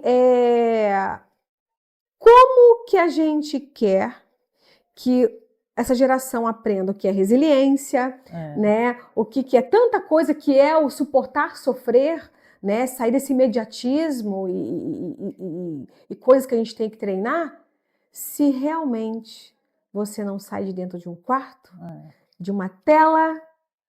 Inclusive, eu quero também elucidar uma coisa. A gente está tão preocupado em proteger os nossos filhos dos perigos das ruas, tem um trecho aqui também. Pode continuar. Que a gente não se atenta que o maior perigo está na tela dele. Sim. O maior perigo está... Gente, sim, o maior eu atendi perigo, semana porque passada. Ali você não consegue limitar. Daniela, eu atendi semana passada, gente, graças a Deus que esse jovem me procurou, tá? Ele está sofrendo algo nas contas que ele tem aí nas redes sociais, de assédio moral, psicológico e coisas gravíssimas que ele pensou em tirar a própria vida. Enquanto isso, os pais pensam que ele está... Não, meu filho é quieto, comportadinho, não sai do quarto, então não deixa vir para a rua tomar um sorvete, não deixa vir para o carnaval. Cuidado, seu filho não está tão seguro assim. Não é isso? Sim. Ele fala aqui que as origens da crise de saúde mental da década de 2010 remontam da ascensão do medo e da superproteção dos anos 90. Exatamente. Que os prejuízos são claros, como a privação de sono, privação social, fragmentação da atenção e vício. Porque a gente fala das telas, é prejudicial. Mas ontem eu atendi um jovem que ele fica, sei lá, 15 horas no computador. Então, assim, o vício de eletrônicos é um vício preocupante, tanto quanto de drogas e de jogos, e é um vício mesmo. Mas, na verdade, o excesso não é só o excesso. O excesso se tornou um vício para vários jovens, né? Que tem que ser tratado como vício, né? E eu tô com a pessoa certa para perguntar. Na verdade, essas 15 horas na tela. Obrigada, Vini. É um vício. É por conta da descarga dopaminérgica que existe ali? Porque hoje eu tenho, gente, jovens de 20 e poucos anos, de 18, que estão ali no seu melhor momento hormonal, que trocam beijo na boca, que trocam sexo por tela. Sim, né? É para onde a gente está indo, infelizmente. Porque quanto mais dopamina, mais você quer, né? Isso. Antigamente, na nossa idade, a gente ganhava uma boneca daquela... Nossa, sim. Daquelas lá de plástico. Meu bebê da estrela, eu tive gente, tal, aquilo dava pra gente por um ano aquela satisfação. Hoje em dia, a criança ganha uma boneca que fala que nananã, e 10 minutos depois... Fala um pouquinho pra gente, Dani, porque eu me preocupo muito, porque no meu saber leigo aqui sobre isso, eu acredito que causa uma desregulação endorfínica do cérebro quando eu compenso o meu filho o tempo todo. E aí vem aqui a gente fala, gente, não fica dando presente, não fica compensando o tempo todo. Fala um pouquinho na questão neurobioquímica, o que pode gerar. Isso, essa dopamina em excesso, né? Porque os jovens, eles não são felizes se não tiver essa enxurrada de dopamina, né? E a internet é o maior gerador dessa recompensa hoje em dia, mas que também não está sendo suficiente. Então você está vendo a ascensão dos jogos, das bets e do tigrinho, que é um adoecimento também coletivo horroroso, que é isso, o jovem está precisando de dopamina, de dopamina, de dopamina, e a gente não tem de onde tirar mais, porque, entendeu? Agora, você pensa bem, você tem o jovem que está lá com a inteligência artificial hoje, aí ele vai para a sala de aula, o professor está ali, que é pessoa, é um exemplo. Os professores estão passando muito aperto também, porque essa internet está ocupando todos os lugares. E nós somos seres sociais, como a gente já falou várias vezes aqui, e a gente só cresce no outro, a gente só desenvolve estando participando da comunidade, né? A comunidade que Preciso faz... te interromper. A gente só cresce no outro. A gente só se desenvolve a partir de um senso de comunidade. Ô, gente, isso aqui que ela está falando é ouro. Precisa de uma tribo, né, para criar. Precisamos de uma tribo. Eu ainda sempre ressalto aqui: ninguém é autossuficiente. Ninguém. Você pode ser empoderado, você pode ser um monte de coisas, mas nós precisamos do outro. Por isso, zele das relações. Cultive as relações. E você falou uma coisa que eu vou ter que te perguntar e entrar nesse assunto, porque eu tenho uma preocupação e eu não quero, gente, ser ultrapassada, ser retrógrada, né? Porque a gente é mais velha, não. Mas a gente trabalha com saúde mental. E eu já tenho 2 netas, né? E eu me preocupo muito com a geração, sim, com a geração delas. A inteligência artificial versus uma desinteligência humana. Fala um pouco, você como psiquiatra, como você vê isso? Na verdade, eu tô tateando também, como todo mundo, né? A gente não sabe onde isso vai parar. Mas o que eu já vi, vou te dar um exemplo. Esses dias agora, eu tô fazendo, a gente faz muito laudo e muito relatório para os pacientes, e eu acho bonito, né? Porque o médico que leu, que sabe escrever, o relatório é um.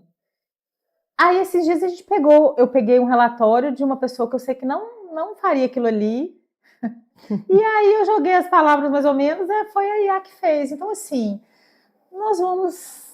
Lógico que a inteligência artificial vai salvar vidas, vai melhorar o planeta em algumas coisas, mas eu acho que nós vamos ficar bem preguiçosos e assim... Mas está tudo muito no início, né? Imagina, eu ia parar meia hora, 1 hora para fazer um relatório, eu faço em 2 segundos, sei lá, 1 minuto. Então, é muito perigoso, né? A gente não sabe onde vai dar, mas eu não tenho muita... Me assusta muito. Eu também estou muito assusta chocada, muito, assim, me assusta com muito. tudo isso, para onde está indo, sabe? As crianças já não liam, né? Agora, então... Porque hoje tem inteligência artificial que você coloca o livro lá e ele faz o resumo e tal, em 1 página. Quem vai ler livro hoje em dia, gente? E ver a emoção da mocinha, do bandido lá do livro. Então, as afetividades vão sendo resumidas em prompt. Sim, entendeu? Então, assim, quem fizer o melhor prompt vai ganhar na vida. Exatamente. Então, você falando de livros de emoção. Eu tô muito com medo, eu acho. Você falando de livros de emoção, eu lembrei da Moreninha quando eu li, né? E da cena que eu não esqueço dela embaixo da cama, ouvindo a conversa das amigas, e eu vi aquela cena e eu senti aquela cena. Vai se perder, e não né? se tem mais isso. E minha preocupação, bom, eu tenho uma opinião particular, né? Subjetiva, faço questão de dizer. Ninguém é obrigado a concordar comigo, mas para mim toda essa intenção é uma manobra para dominação de massa, gente.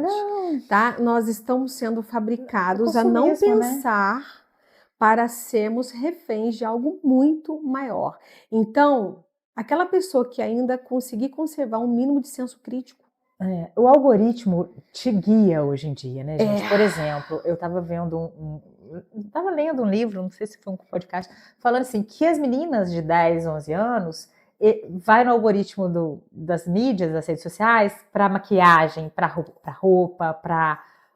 E os meninos vão para violência, para os jogos violentos, para as armas. Então, o algoritmo está guiando a juventude. Então, você não vê que está sendo guiado, você não vê que está sendo, sabe? É muito perigoso e restringe a vida dessas crianças, né? Que ali só oferece o que eles, né? Eles, eu nem sei quem são esses eles também, mas assim, são os algoritmos mesmo, né? Você já assistiu ao documentário As Redes? Eu tô para assistir. Daniele, assista, porque, hoje. Gente, fica a dica. As Redes, ele é um documentário, eu acredito que uns 5 anos, mais ou menos, uns 5 anos. E ali são depoimentos, é um documentário, depoimentos de pessoas que fundaram o Instagram. Sim.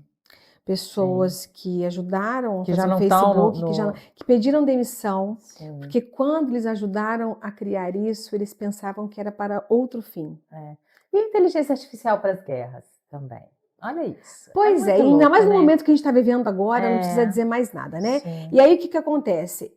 Esse é um caminho que faz com que a gente leve a outro adoecedor, que agora eu vou te perguntar, outro adoecedor. Bebê reborn. Sim. Vamos lá. O bebê reborn é assim, a gente tem que entender qual é o grau de intensidade disso, né? Eu estava você me falou sobre isso, que ia me perguntar, e ontem eu estava vendo alguns entendedores, né? O Christian Dunker, que eu sou apaixonada por ele.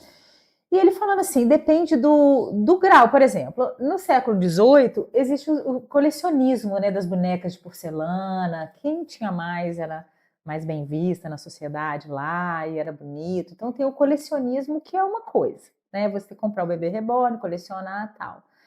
Então, assim, o perigo é estar num passo a mais, né? Enquanto você tem o bebê, olha que bonito, e guarda lá dentro da caixa, bacana. Mas se você passa do simbólico, né? Você passa para o equivalente do simbólico, esse aqui é o meu brinquedo, para esse é meu filho de verdade. Aí a gente está entre um divertimento, um prazer saudável para uma patologia. Este é o meu filho que eu vou levar no médico, né? O meu bebê que eu vou levar para a maternidade. Então, assim, qual é esse limiar da psicose também, né? Porque se você entrar muito nesse mundo, passa do real, né? O real perde coisa. Mas existe também o bebê reborn e as bonecas em si que servem para tratamentos, como o Alzheimer, né? Tem muitas mulheres que sempre existiu, né? A mulher mais demenciada com o bebê, e o bebê traz recordações dela quando ela teve o bebê real, que fazem melhorias na memória, como tratamento. Tem a dessensibilização da mulher que quer engravidar e tem o medo de pegar o bebê, e tem umas questões do medo da maternidade, ok. Mas aí, se você pega o bebê e ele vira o seu filho real, aí a gente tem que olhar com um olhar mais apurado para saber se não está virando uma patologia. Exatamente. E a pergunta, né, é para explorar justamente a patologia, porque assim, não há nada de errado com o bebê reborn, gente. Não. A grande questão é o significado que está dando ao significante. Sim, justamente. Tá? Então vejam bem. E aí entra na preocupação que eu te falei no início, e que seria também uma outra pergunta que eu ia fazer, mas não falta tempo para tanta coisa, que é o seguinte. O Vini que tem que falar o nosso tempo, né? É a lei do menor esforço. Tá? Uma coisa que tem me preocupado muito, que eu tenho ouvido demais aqui no consultório. Ô, gente, mas é demais mesmo. As pessoas chegam aqui e falam, Lisiane, eu tô com preguiça de gente. Pessoas que estão optando por não se relacionar, inclusive, amorosamente, porque estão com preguiça. Preguiça até do Tinder agora. Preguiça. E aí, quando eu vou explorar essa preguiça, tá? E isso não é só para relacionamento amoroso, mas aí vem os filhos, que entra o significante, eu quero falar deles antes de terminar. As pessoas hoje, por falta de desenvolvimento da resiliência, por falta de desenvolvimento de se permitir sofrer um pouquinho, elas estão em busca da lei do menor esforço. Então, eu disse aqui o tempo todo que a gente precisa do outro para existir, para ser. Então, eu preciso da troca afetiva, mas quando eu pego um bebê reborn, dá bem menos trabalho, sabe por quê? Olha, você tem filhos, né? Uhum. Gente, bebê reborn não tem que trocar fralda de madrugada, não tem que fazer mamadeira, você não tem que abrir a barriga ou ter um parto normal. É bem mais fácil. Mas ele traz consigo o quê? O valor afetivo. Porque como aconteceu de eu pedir vez numa fila preferencial porque eu estou com o meu bebê reborn, olha o significado do significante. Então eu estou de fato tendo um valor afetivo patológico ali. Sim. Eu tenho uma troca afetiva. Mas Mas que não aonde é que está o saudável, problema? né? Não é real, Daniele. Não tem troca também, Não né? tem troca. Enquanto é cachorrinho, que já passamos essa fase, que muita gente substituiu Sim. filhos por cachorrinho. Que bom para os cachorrinhos, gente. Mas vale lembrar que não substitui, ok? Uhum. Dá para ter os dois. Agora o bebê reborn. Então, assim, eu me preocupo muito, porque cada vez mais a gente está substituindo algo que não é substituível, que é a alma humana. E no bebê reborn, o mais assustador, que o que assusta não é a diferença, é a similaridade, né? Então, é um negócio que deixa a gente confuso, porque eles são bem reais, né? Mas é isso que você falou, quando você usa o bebê para uma negação do real, né? Aí é a patologia mesmo. Mas cada caso é um, como sempre, né? O indivíduo é um, né? Então, cada caso a gente tem que olhar com essa visão única do indivíduo, né? Sim, sim. E pegando o gancho, há 20 e poucos anos atrás, eu ouvia no consultório as pessoas chegando com um sofrimento das quais elas conseguiam identificar. Sim. Lisiane, eu estou aqui porque eu estou sofrendo por causa disso, disso, disso. Eu estou sofrendo porque eu perdi o emprego, eu estou sofrendo porque eu estou elaborando um luto, porque eu terminei, enfim. Hoje em dia as pessoas estão aqui, Dani, e chegam me falando, eu não sei o que eu tenho. As pessoas falam que eu sou uma ingrata porque eu tenho tudo que alguém poderia ter, mas eu tenho uma angústia, um vazio existencial e eu não sei dizer por que eu sofro. Como tem aumentado o sofrimento, a angústia, que é o sofrimento, se eu conseguir denominar o que é que eu estou sentindo. É o capitalismo também, Exatamente, né? é o prazer artificial. A gente está numa sociedade adoecedora, Exato. Né? Então a gente não está aqui, viu, só para pontuar para vocês os pepinos e os abacaxis, não. Tá? Senão seria muito angustiante para vocês a gente reforçar ainda mais o quanto as coisas estão difíceis. Mas a gente está aqui para promover saúde mental, gente. Que se a gente exercitar os pilares que ela colocou, de buscar uma alimentação anti-inflamatória, uma alimentação que te nutre a alma, sobretudo, o sono, que é a principal fonte de energia, a arte, né, que é o alimento da alma, a espiritualidade, que nós somos corpo, mente, espírito, você praticar ali a tentativa do autoconhecimento através da consciência que se dá através da observação, o senso do coletivo, da comunidade. Isso aí é um caminho na contramão desse adoecimento. Sim. Porque quanto mais nutrido e abastecido de si mesmo você está, menos refém do capitalismo você se torna. Porque todo excesso esconde um vazio, esconde uma falta, gente. Sim. Não é isso, Daniele? Sim, com certeza. E assim, a natureza também, né? Eu falo com meus pacientes, mas eu não tenho dinheiro para não sei o que. Gente, coloca um sapato confortável e vai numa estrada, sabe, de terra, vai observando as árvores, assim. A natureza é um recurso muito grande que eu tenho também. E faz um projeto social, vai ajudar, né? Procura na sua cidade quem que você pode, para quem, porque isso também, assim, eu acho que ajuda muito a gente o propósito que a gente tem. O propósito é um norteador de saúde mental. E assim, e você ajudar o outro, né? Você tá à disposição de alguém, te dá um retorno de saúde também. Então, assim, eu não tenho amigos, vai procurar na sua cidade quem você pode ajudar, na igreja, no culto, no instituto, no asilo. Então, assim, as pessoas precisam de gente, precisam de atenção. Vai contar uma história lá no instituto, tem em Carangola, né? Vai contar uma história no lar, vai fazer, então, o que você sabe. Pega uma coisa que você sabe, um dom, vai ensinar. Então, assim, você ajudar o outro e estar à disposição do outro traz mais saúde mental do que você ser ajudado e ter alguém, né? Inclusive, há estudos neurocientíficos que a generosidade é dopaminérgico, gente. Com certeza. Né? Né? Daniele, Uma outra questão que eu queria te perguntar e aproveitar a tua contribuição aqui, perpassa pela dúvida que eu tenho de quando é o momento, e as famílias me perguntam muito isso, eu queria ouvir de você. Quando é o momento, eu tenho a resposta, mas eu quero ouvir a tua, de internar alguém?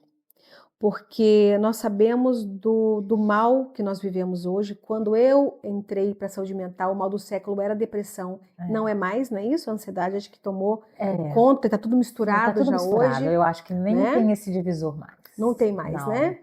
Quem tá ansioso deprime, quem tá deprimido fica ansioso. Tá uma confusão, gente, assim. Tem hora que até eu fico meio assim. Eu até pergunto às vezes, na balança, né? O que você acha que tá pegando mais? A tristeza ou a ansiedade? As Tanto que pessoas hoje não é o estão transtorno sabendo. misto, né? É, Tanto que se tem fala mais em muito. transtorno depressivo ansioso ou Ansioso. vice-versa, Alguns diagnósticos são isso mesmo. né? E aí, quando é o momento de internar, porque a pessoa começa a apresentar comportamentos de tentativas de suicídio, de intenções de suicídio, e por mais que a gente faça de tudo, igual ela contou aqui que ela fez, muitas vezes a gente não consegue evitar. Mas a família muitas vezes vem, o que que eu faço? E aí, Dani? Qual que seria o momento de internar? A internação, a gente tem que olhar para ela com muito carinho, porque é uma intervenção, né?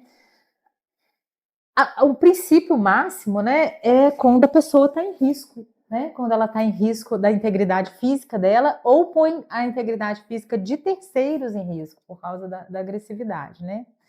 Então, assim, exemplos, uma depressão grave às vezes precisa, e essa pausa da internação é o que eu falo com meus pacientes. Eles acham às vezes que a internação é um bicho de sete cabeças e não é. A gente tem 2 hospitais excelentes em Carangola e Tombos, a população de Tombos vai para lá. E eu tenho muito orgulho da saúde mental da região, porque a gente tem um CAPS infantil, que é uma porta de entrada, a gente tem um CAPS álcool-drogas, que é outra porta de entrada, a gente tem o CAPS UNCA dos transtornos mentais persistentes, graves e persistentes, então a gente tem 3 CAPS, a gente tem um centro de convivência lá também, e os 2 Inclusive, hospitais. tem vários usuários de tombos frequentando lá. Sim. Uhum. Tombos, isso. O AD e o I, né? Isso, eu tenho pacientes lá com você. Sim. E a gente tem o pronto-socorro também, que é uma porta de entrada, chega a gente lá todos os dias mesmo, com tentativa de autoextermínio e primeiro surto psicótico, ou segundo ou terceiro. Então, assim, o que eu interno mais hoje é tentativa de autoextermínio, que diariamente tem, diariamente. E uso de drogas severo, eu acho que às vezes também a internação é uma pausa nesse uso severo de drogas, que a pessoa pode se desintoxicar mesmo, né? E quanto mais a pessoa fica lá comigo, mais ela tem chance de conseguir, assim, manter uma distância das drogas. E o surto psicótico, né? Que, assim, também é necessário, porque às vezes a pessoa se machuca e às vezes machuca o outro nesse surto, nesse delírio, né? São as 3 causas maiores, a tentativa de autoextermínio, a agressividade, a alta agressividade ou hétero no surto psicótico e o álcool-drogas. Mas é interessante falar como a gente evoluiu na saúde mental do mundo, né? Na luta antimanicomial, que eu sou uma adepta, eu fico muito emocionada, né? Viva a Nise. Então, antigamente, as pessoas internavam a revelia. Eu vou internar minha mulher porque ela está muito chata, eu vou mandar internar meu concorrente político, e aquilo as pessoas sumiam nesses matadouros que eram chamados de hospício. Hoje não existe isso mais. Para você internar uma pessoa que não quer ser internada, que a gente chama de internação involuntária, a gente tem que comunicar para o Ministério Público que a pessoa está sendo internada contra a vontade dela, explicar por que isso está acontecendo. Bacana, é muito gente. bacana. E depois, quando a pessoa tem alta, também informar que ela está tendo a alta, né? Então o Ministério Público está ciente que a pessoa está internada contra a vontade dela. Isso é bonito demais, porque a pessoa existe. E a pessoa é internada no hospital geral, não existe manicômios mais, existem uns últimos, né? Então, quando você é internado no hospital geral, você está internado com a pessoa que infartou, com a pessoa diabética, e está ali, você está sendo visto pela equipe de enfermagem, pelas visitas que são permitidas. Então, o paciente internado, ele está existindo na visão. E eu gosto muito de falar com meus pacientes também, tipo assim, eu estou indo embora, mas eu sei que você está internado. Então, tipo, não acho que você está aqui, que eu esqueci de você. Então, Olha que bacana. isso é muito importante, a pessoa estar existindo naquele momento. Mas a internação é para preservar a vida. eu acho. E às vezes funciona muito bem. Entendi a tua resposta. Inclusive, você falando essa última fala agora, eu lembrei de uma paciente que eu tenho na Pedra Dourada, que infelizmente ela tentou suicídio há 2 meses e ela ficou internada lá em Carangola e você a atendeu. Você nem sabe disso. Uhum. E aí ela, na sessão com ela, falou: Lisiane, chegou uma mulher tão bonita, Lisiane. Você acredita que Ai. ela olhou? Ela falou bem assim: ela olhou para mim e falou assim: olha para você. Você não quer ser mãe um dia, você não quer construir uma vida. É, Ela ficou tocada pelas sim, tuas palavras. sim. Eu tenho uma paciente que está internada hoje lá, que ela... Eu encontrei com ela numa internação, que ela tem uma depressão grave, que ela estava com outro médico, e esse médico pediu para eu ir ver. Lá eu conversei com ela, não lembro o que eu falei, não lembro. E ela voltou no meu consultório, ela está internada de novo, aí ela está internada comigo, ela falou comigo assim, eu sonhei com você. Eu precisava vir no seu consultório porque eu sonhei com você, porque você me viu, sabe? Você me escutou. Então é um milagre das relações mesmo, sabe? É o milagre das relações. É. E aí, pegando mais uma pergunta, você acredita, dentro do teu exercício ali diário, que a fé, para quem pratica uma fé, né, faz diferença? Muito, muito. Existe uma parte da psiquiatria que é a espiritualidade, né?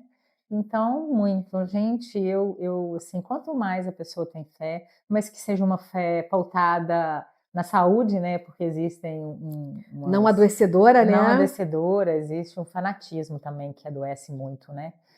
Sim, ajuda demais. Acho interessante falar, porque antigamente havia um ceticismo muito grande. E hoje em dia a psiquiatria já vê tudo isso com outros Sim, olhos, né? Quando, através da ressonância magnética sim, funcional, sim, conseguiu se também, provar muita muito. coisa que o nosso cérebro aí A história desenha. da psiquiatria é linda, né? Assim, até a descoberta dos antipsicóticos, né? Os loucos não tinham solução. Hoje eu tenho pacientes que tiveram surtos psicóticos gravíssimos. Eu até atendi um semana passada, que eu fico muito emocionada. Ele não só saiu da loucura, como a família foi muito importante, a esposa, os filhos pequenos, mas ele, principalmente, ele não só saiu da loucura, como ele identifica, assim, quando eu fico mais nervoso, escuto uns burburinhos. Então, a psicoeducação também é bacanérrimo. Então, assim, a farmacologia salvou muita gente, né? Desde a clorpromazina, que foi o primeiro antipsicótico lá em 1950, até o Prozac, que foi usado, né, pra caramba, que é a fluoxetina. Então, eu falo com meus colegas de trabalhos técnicos, enfermeiros, gente, o milagre da risperidona, olha o milagre do carbolite. Então, assim, tem o seu lugar, a farmacologia tem o seu lugar. E aí a gente consegue manejar o transtorno mental, porque o transtorno mental, ele faz uma cisão, assim, na vida da pessoa naquele momento, né? Ela vai sair transformada daquela depressão, ela vai sair transformada daquela ansiedade grave e vai sair transformada da psicose. Geralmente a gente consegue trazer a pessoa para a lucidez, às vezes não. Mas assim, é melhorar a qualidade de vida independente do resultado Ou seja, gente, tem jeito de viver com mais qualidade de vida, Sim. com mais qualidade Mesmo com mental, transtorno sobretudo, mental. mesmo com transtorno, tá? Sim. Inclusive aquele filme Mente Brilhante, você lembra Sim, dele? sim. Né? O Russell Crowe ali, quando ele aprende a lidar com a esquizofrenia Sim, dele. é bonito. É né? muito lindo, então sabe, a gente muitas vezes não consegue acabar com algo, mas quando a gente aprende a lidar com ele, a vida se faz de outra maneira. Sim. Falando da medicação e outras intervenções, existe algo de neuromodulação por aqui? Não, menina, Eu fico muito triste não, porque não não existe, porque quem existe. precisa vai para o Rio. Não existe. É uma psiquiatria intervencionista, né? Eu já pensei em começar um serviço, mas Começa, Daniele, por favor. tenho tantas coisas, eu acho que tem que ser quem está vindo. Inclusive, um paciente que eu até E- cheguei a mandar para você depois, ele chegou a fazer neuromodulação com neurofeedback, com ketamina. Sim, 2 sessões que ele fez, sim. Mas transformadoras. também é uma questão, é muitas, Complexo, muito né? complexo, sabe? Mas não, aqui na região não tem. Inclusive a eletroconvulsoterapia, que tem as suas indicações, sim. Estimulação magnética? Não, a eletroconvulso mesmo. Olha só, qual a diferença? A estimulação magnética é menos invasivo, né? Essa eletroconvulsoterapia, o antigo eletrochoque, né? Ah, Que tem sim. até hoje as suas Que indicações, que horror. são raríssimas, mas existe a indicação sim, às vezes tem efetividade.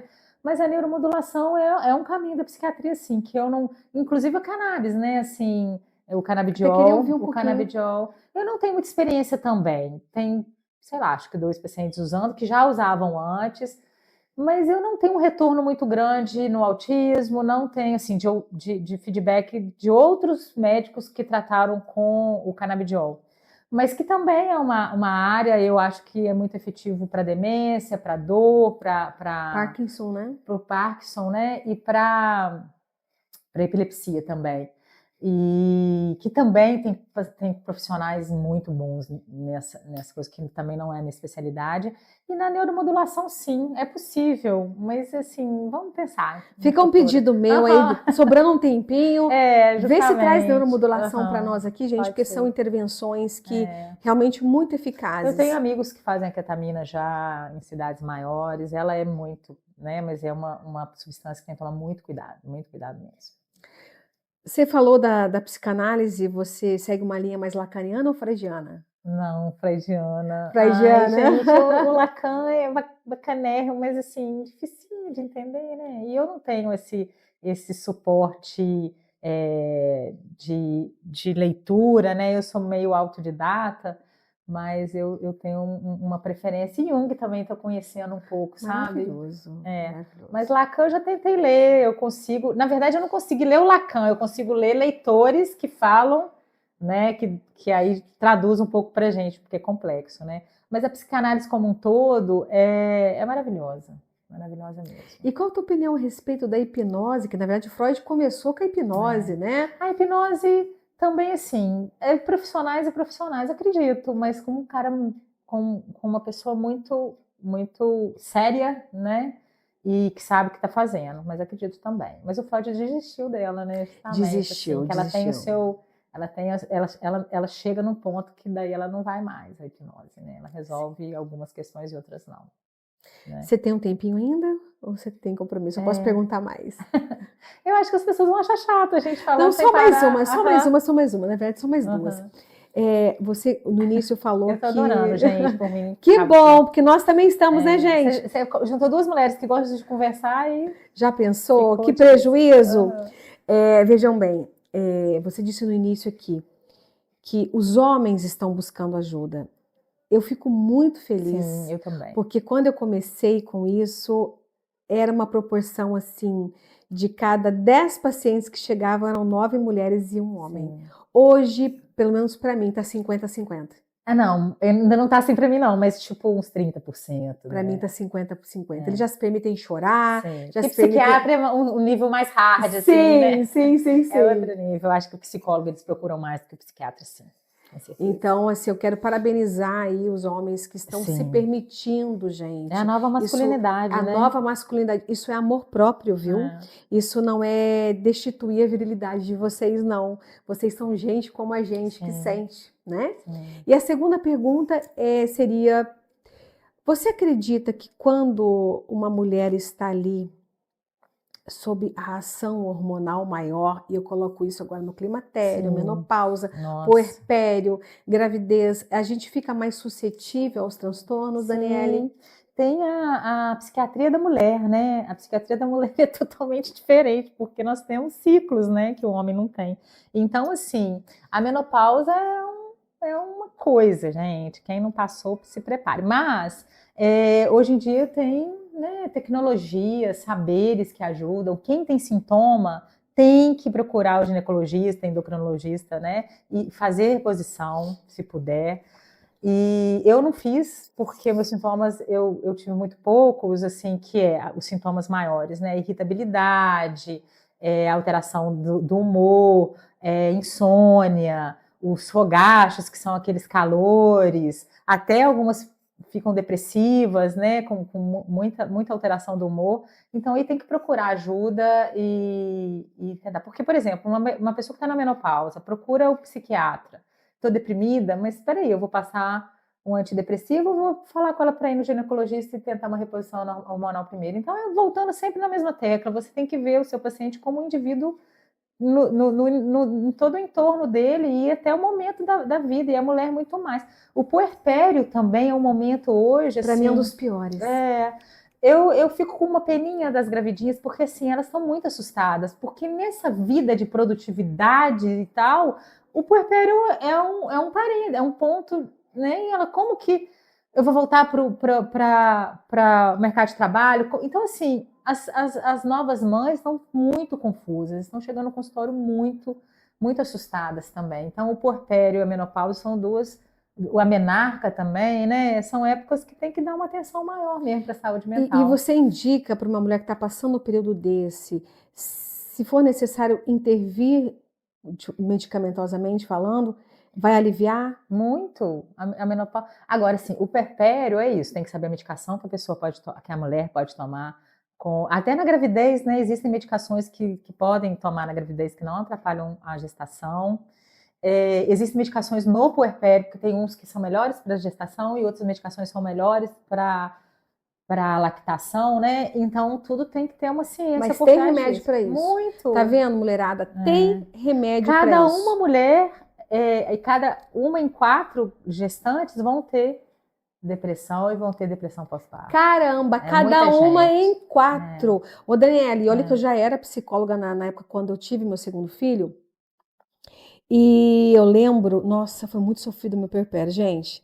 Chegou um momento, ele já tinha 6 meses. E eu estava assim, tendo crises de choro. Crises de choro. E eu fui no meu colega psiquiatra, que a gente trabalhava também junto, isso lá em Santa Catarina. E eu falei assim, Jaques, pelo amor de Deus, me ajuda, porque eu não tô dando conta mais. Me dá um remedinho, pelo amor de Deus. Eu tentei até agora. Aí eu lembro que ele me passou um remedinho e ele falou assim, eu falei assim, quanto tempo isso vai durar? Como se eu não trabalhasse com isso, né? Ele falou assim, Lisiane, olha, quanto tempo eu não posso precisar para você, mas eu posso te garantir que a cada mês será menos pior que o anterior.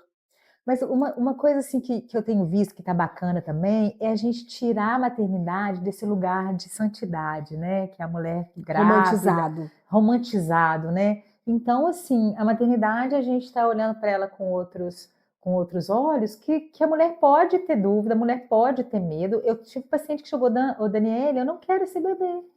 Não tem como devolver, e tudo bem ter esse sentimento, porque o amor é construído. Exatamente. Né? Assim, são poucas as mães, ou não, sei lá, algumas que, nossa, que amor. Não, tem umas que falam, pelo amor de Deus, que ser, e realmente é um estranhamento, é uma pessoa que você não conhece, né?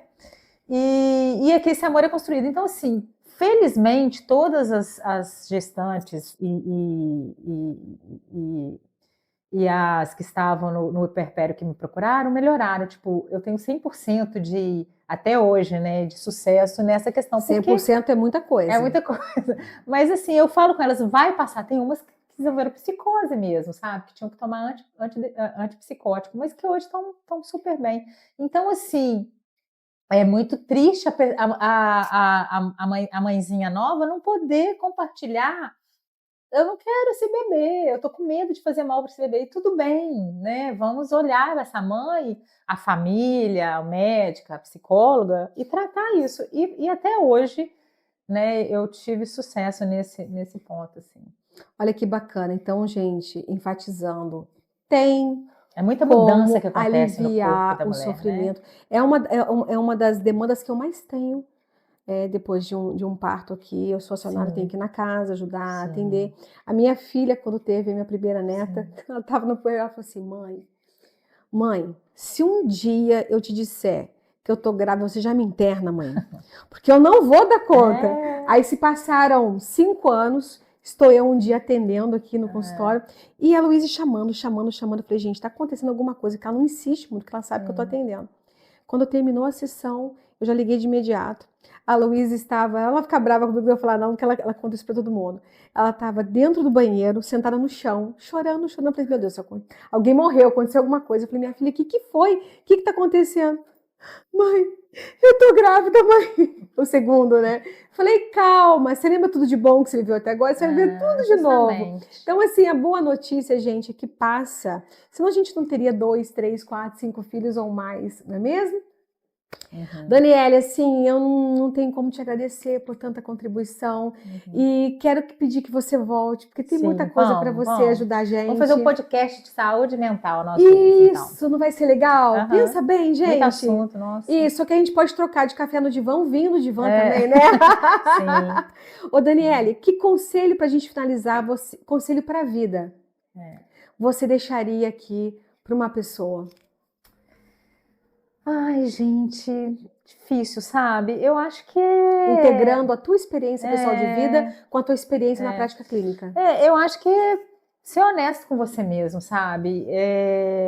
Saber o que você gosta, quais são as suas questões éticas e o que você pode ceder, o que você não pode, né? Qual o seu limite?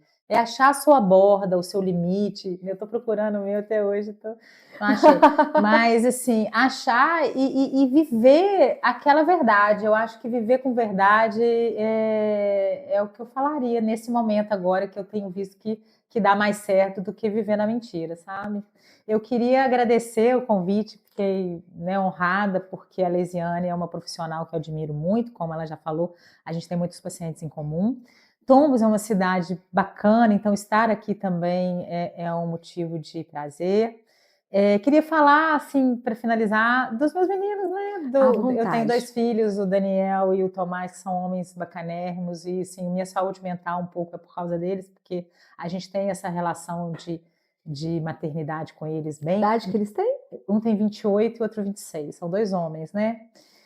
E a minha família, o núcleo original, que hoje tem meu irmão, minha irmã e meus sobrinhos, que são maravilhosos. O meu parceiro também, que é um motivo de alegria para mim, porque ele é bem alegre, assim. Eu falo com ele que ele tá, às vezes, excessivamente alegre, mas isso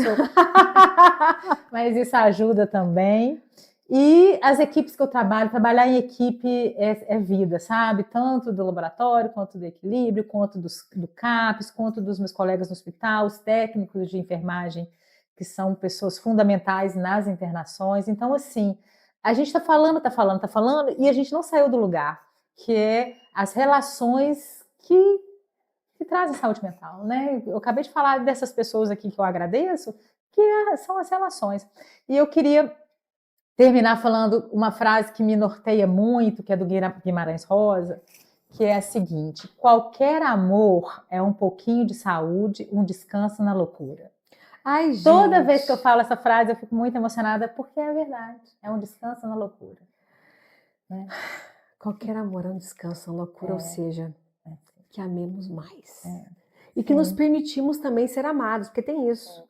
Né? Muitas vezes eu não descanso na minha loucura, porque eu me endureço tanto para me defender, que aí não tem como descansar na loucura. Então eu também sempre digo, como que você quer chegar nas nuvens se você não tira os pés do chão? Né? Então, para a gente finalizar, eu quero responder a pergunta da reflexão que eu coloquei lá no início do nosso episódio. Amor ou dependência emocional? A Daniele já começou falando muito bem que amor não dói. Não é para doer, né? Às vezes uma dorzinha leve, passageira, mas se dói constantemente não é amor, né? Exatamente. E a linha que vai para dependência emocional é tênue, gente. Quando começa a doer demais, vai ficando patológico, não é isso? Então, por que eu fiz questão de colocar isso aqui? Por assistir diariamente a tantas pessoas reféns de relacionamentos tóxicos, de relacionamentos abusivos que não conseguem romper. Eu estou falando de 30, 40 anos de relação. E olhe-se, busque terapia, se conheça, para você se entender e identificar o que te faz permanecer numa relação abusiva. Porque a dependência emocional, gente, veja bem, o amor é quando eu decido todos os dias estar com você. Porque me faz bem, porque me alimenta a alma. Então eu acordo de manhã e faço questão de nutrir meu relacionamento contigo porque você me faz bem. É uma escolha. A dependência emocional, não. A dependência emocional, ela perpassa pelo medo do abandono.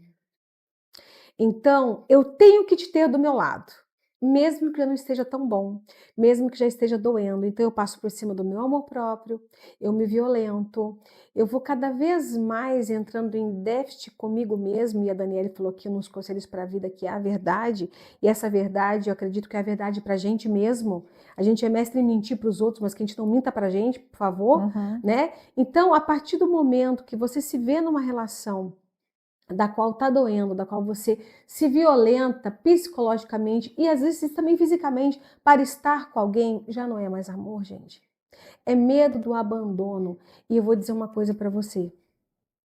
Se você se amar, ninguém te abandona. Porque mesmo que essa pessoa já tenha ido embora, você está com você. Então, vamos exercitar mais o amor para descansar na loucura, né? Guimarães Rosa pegando o gancho da Daniele, não é isso? Muito obrigada para você que ficou até o final. Eu acho, gente, todo mundo vai ficar até o final, porque é impossível acompanhar aqui todos esses ensinamentos. Lembrando que a gente, por mais que a gente falou pra caramba, é muita coisa para pouco tempo. Vocês perceberam que eu não peguei nenhuma patologia em especial, né? Eu podia ter puxado aqui, gente, o TDAH, o autismo, o borderline, mas é tanta minuciosidade, é tanta peculiaridade de cada psicopatologia que seria um pecado tratar de uma e não tratar da outra também. Sim. Mas a gente futuramente vai estar abrindo espaço para vir falar sobre uma em especial e tá podendo agregar para vocês, porque reforçando, o nosso objetivo é inspirar você e te ajudar a ter uma vida com uma qualidade muito melhor. Daniele, um beijo no coração, que você nunca perca essa essência humana Vou perder, não. de fazer diferença na vida das pessoas. Meu, muito obrigada. Tchau, eu que agradeço. Tchau, tchau. Beijo, obrigada, gente. Apresentação: Desiane Mazeto Oliveira. Direção e edição: Vinícius Lima.